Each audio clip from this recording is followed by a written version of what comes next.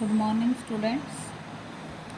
आज हम 8th class का चैप्टर 7 पढ़ेंगे। शीर्षक है क्या निराश हुआ जाए और इस पाठ के लेखक हैं आचार्य हजारी प्रसाद द्विवेदी जी। तो आचार्य हजारी प्रसाद द्विवेदी जो है वो हिंदी साहित्य जगत में एक बहुत जाना माना नाम है और इन्होंने हिंदी साहित्य के लिए बहुत सारा काम किया है। तो आइए अब हम इस निबंध को पढ़ते हैं जो कि द्विवेदी जी ने किसके ऊपर लिखा है, हमारे समाज की आज की स्थिति के ऊपर लिखा है। पाठ का शीर्षक है क्या निराश हुआ जाए, यानी हमें निराश होने की जरूरत नहीं है। अब ऐसा क्या है आजकल समाज में हो रहा है जो कि जिसकी वजह से हम निराश हो सकते हैं। जैसा कि आप सब देखते हैं न्यूज़ में या फिर अखबारों में पढ़ते हैं कि आजकल चोरी, ठगी, डकैती और इस तरह की घटनाएं बढ़ रही हैं ना, जिनकी वजह से लोग एक दूसरे के ऊपर बिल्कुल विश्वास ही नहीं करते।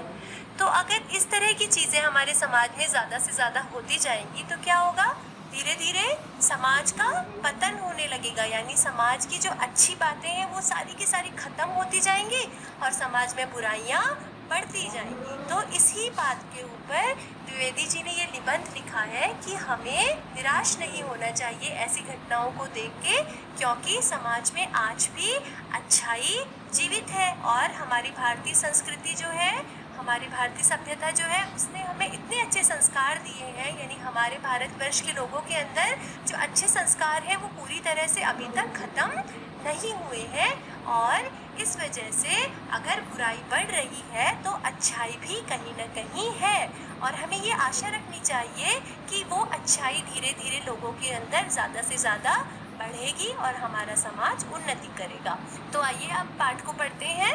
पहला पैराग्राफ है, मेरा मन कभी कभी बैठ जाता है। समाचार पत्रों में ठगी, डकैती, चोरी, तस्करी और भ्रष्टाचार के समाचार भरे रहते हैं। आरोप प्रत्यारोप का कुछ ऐसा वातावरण बन गया है कि लगता है देश में कोई ईमानदार आदमी ही नहीं रह गया है। हर व्यक्ति संदेह की दृष्टि से देखा जा रहा है। जो जितने ऊंचे पद पर हैं उनमें उतने ही अधिक दोष दिखाए जाते हैं। तो इस पहले पैराग्राफ का क्या मतलब है? लेखक ने लिखा है कि उनका मन कभी कभी बहुत ज़्यादा दुखी हो जाता है। मन कभी कभी बैठ जाता है का मतलब क्या है यहाँ पर? ये एक मुहावरा है जो कि प्रयोग किया जाता है जब मन बहुत ज़्यादा दुखी हो जाता है उसके लिए। तो वो कहते हैं कि उनका मन दुखी हो जाता है जब वो समाचार पत्रों में ठगी, डकैती, चोरी, तस्करी और भ्रष्टाचार, भ्रष्टाचार यानी बुरा आचरण, भ्रष्ट आचार, भ्रष्ट माने बुरा और आचार माने आचरण। तो जब इस तरह के समाचार अखबारों में पढ़ते हैं तो उनका मन बहुत ज़्यादा दुखी हो जाता है। और न्यूज़ में क्या होता है आजकल, लोग एक दूसरे के ऊपर इल्ज़ाम लगा रहे होते हैं, आरोप और प्रत्यारोप। आरोप यानी आपने किसी के ऊपर इल्ज़ाम लगाया और फिर उस व्यक्ति ने पलट के आपके ऊपर कोई इल्ज़ाम लगाया, तो उसे क्या कहते हैं?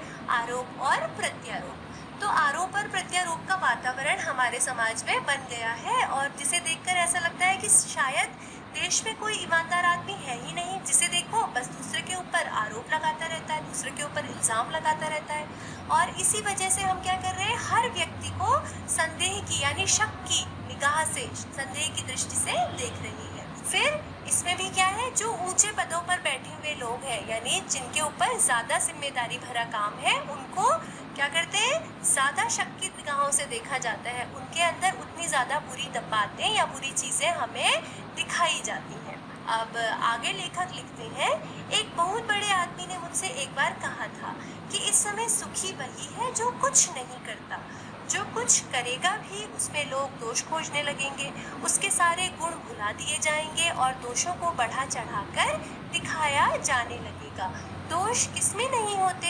यही कारण है कि हर आदमी दोषी अधिक दिख रहा है, गुणी कम या बिल्कुल ही नहीं। स्थिति अगर ऐसी है तो निश्चय ही चिंता का विषय है। तो लेखक यहाँ पर क्या कहते हैं कि हमारे समाज की ये जो स्थिति हो गई है, यानी क्या हो रहा है कि लोगों के अंदर हम सिर्फ बुराइयां ही देख रहे हैं और जो बड़े पदों पर बैठे हुए लोग हैं उनकी तो सारी बुराइयों को बार बार दिखाया जा रहा है और बताया जा रहा है न्यूज़पेपर्स के माध्यम से या फिर टीवी चैनल्स के माध्यम से, न्यूज़ में यही सब दिखाया जा रहा है आजकल। तो लेखक कहते हैं कि इन्हीं बातों के ऊपर एक बार किसी बड़े आदमी ने उनसे क्या कहा कि आजकल वही आदमी सुखी है जो कि कुछ काम नहीं करता।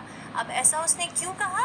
क्योंकि अगर वो कोई बुरा काम करेगा तब तो वो बुरा ही है, और अगर वो कोई अच्छा काम करेगा तब भी लोग ज़बरदस्ती उसमें बुराई ढूंढने की कोशिश करेंगे। इसलिए अच्छा क्या है कि कुछ काम ही ना किया जाए। तो लेखक क्या कहते हैं कि जो कुछ करेगा उसमें लोग क्या करेंगे, बुरी चीज़ें यानी दोष, उसकी कमियां ढूंढने लगेंगे और उसके सारे गुणों को भूल जाएंगे। यानी उस आदमी में अगर कुछ कमियां हैं तो कुछ अच्छी बातें भी होंगी, क्योंकि हर इंसान के अंदर दोष तो होते ही हैं, क्योंकि हम भगवान तो है नहीं। भगवान है कि जिनके लिए कहा जाता है उनमें कोई बुराई नहीं होती, लेकिन इंसान में तो बुराइयां होना स्वाभाविक है। लेकिन हमें क्या करना चाहिए, लोगों की अच्छाइयों को देखने की कोशिश करनी चाहिए। पर क्या हो रहा है कि आजकल हमारे समाज की दृष्टि ऐसी हो गई है कि लोगों की बुराइयों को, दोषों को दिखाया जा रहा है। और कैसे दिखाया जा रहा है? बढ़ा चढ़ा के, खूब खूब बड़ा बड़ा के दिखाया जा रहा है। और इसीलिए क्या हो रहा है, हमारी दृष्टि ऐसी हो गई कि हमें हर आदमी गलत ही दिखाई देता है, दोषी ही दिखाई देता है, और गुणी यानी उसकी जो अच्छाइयाँ हैं, उसके जो गुण है वो बिल्कुल नहीं दिखाई देते या फिर थोड़ा कम दिखाई देते हैं। तो लेखक ने ये लिखा है कि अगर हमारे समाज के हर व्यक्ति की दृष्टि ऐसी होती जा रही है, यानी हमारी सोच अगर ऐसी होती जा रही है, तो ये चिंता का विषय है। यानी इसके ऊपर हम थोड़ा परेशान हो सकते हैं, क्योंकि धीरे धीरे हमारा समाज गलत दिशा में यानी गलत तरफ जा रहा है। फिर आगे बढ़ते हैं। क्या यही भारतवर्ष है जिसका सपना तिलक और गांधी ने देखा था? रविंद्रनाथ ठाकुर और मदन मोहन मालवीय का महान संस्कृति सभ्य भारतवर्ष किस अतीत के गह्वर में डूब गया? आर्य और द्रविड़, हिंदू और मुसलमान, यूरोपीय और भारतीय आदर्शों की मिलन भूमि मानव महासमुद्र क्या सूख ही गया? मेरा मन कहता है ऐसा हो नहीं सकता। हमारे महान मनीषियों के सपनों का भारत है और रहेगा। तो इस पैराग्राफ में लेखक क्या कह रहे हैं कि जैसे हमारा भारतीय समाज धीरे धीरे बदलता जा रहा है, क्या बदल रहा है समाज में, कि हम लोगों की अच्छाइयों को या तो बहुत कम देख रहे हैं या बिल्कुल ही नहीं देख रहे हैं, और उनकी बुराइयों को बढ़ बढ़ के देख रहे हैं, उनकी बुराइयों को बढ़ा चढ़ा के दिखाया जा रहा है और हम देख रहे हैं। तो इससे हमारी सोच भी क्या हो रही है, गलत दिशा में जा रही है। और इस तरीके से क्या हो रहा है, हमारे देश का जो निर्माण है वो गलत दिशा की तरफ होता जा रहा है। तो ये वो भारतवर्ष नहीं है जिसका सपना तिलक और गांधी ने देखा था। तिलक कौन? बाल गंगाधर तिलक, और गांधी महात्मा गांधी। तो उन्होंने तो एक अच्छे आदर्श भारत का सपना देखा था, लेकिन इन सारी बातों की वजह से वो सपना धीरे धीरे क्या हो रहा है, खत्म होता जा रहा है। रविंद्रनाथ ठाकुर, जिनको गुरुदेव भी कहते हैं, और उन्होंने हमारा राष्ट्रीय गान भी लिखा है, जनगण मन। और मदन मोहन मालवीय जी जो थे वो स्वतंत्रता संग्राम सेनानी भी थे, और साथ ही उन्होंने भारतीय समाज के उन्नति के लिए भी बहुत सारे काम किए थे। तो उन्होंने हमारे भारतवर्ष को क्या कहा था कि ये महान है और संस्कृति से भरा हुआ है, सभ्य लोगों का देश है। तो लेखक लिखते हैं कि अगर हमारा देश जो है वो इतना महान है और सभ्य लोगों का देश है, तो हम ऐसे क्यों बनते जा रहे हैं? तो क्या हमारा ये जो सभ्य भारतवर्ष है वो किसी अतीत के यानी बीते हुए किसी गह्वर में डूब चुका है? गह्वर यानी ऐसा स्थान जहाँ पर बहुत ज़्यादा अंधेरा होता है और जहाँ पर पहुँचना बहुत ज़्यादा कठिन होता है। जैसे आप समझ लीजिए कोई गहरा सा गड्ढा। तो यहाँ पर लेखक यही कहना चाहते हैं कि महामना मदन मोहन मालवीय और ठाकुर रविंद्रनाथ टैगोर का जो संस्कृति सभ्य भारतवर्ष था, या क्या वो कहीं धीरे धीरे गायब होता जा रहा है? वो क्या किसी गह्वर में डूब चुका है? और साथ ही जो हमारा भारतवर्ष है, जिसे क्या कहा जाता है, मानव महासमुद्र, यानी हर संस्कृति के मानवों का मिलन केंद्र रहा है हमारा भारतवर्ष। जैसे आर्य और द्रविड़ संस्कृति, इसके अलावा हिंदू और मुस्लिम संस्कृति, इसके अलावा यूरोपीय और भारतीय आदर्शों की मिलन भूमि हमारा भारतवर्ष रहा है। जैसे कोई बड़ा सा समुद्र अपने अंदर आने वाली छोटी बड़ी सारी नदियों को क्या करता है, अपने में ले लेता है, अपने अंदर समेट लेता है और समुद्र को इस बात से कोई फ़र्क नहीं पड़ता, यानी वो सारा पानी अपने अंदर समा सकता है। तो इसी तरह हमारा जो देश है भारतवर्ष, वो भी तो एक बड़े से समुद्र की तरह है, जिसमें कि हर संस्कृति के मानवों का हमेशा विलन होता रहा है। यानी जो भी विभिन्न संस्कृतियों के लोग हमारे देश में आए, हमने उन सबको क्या करा, अपना बना लिया।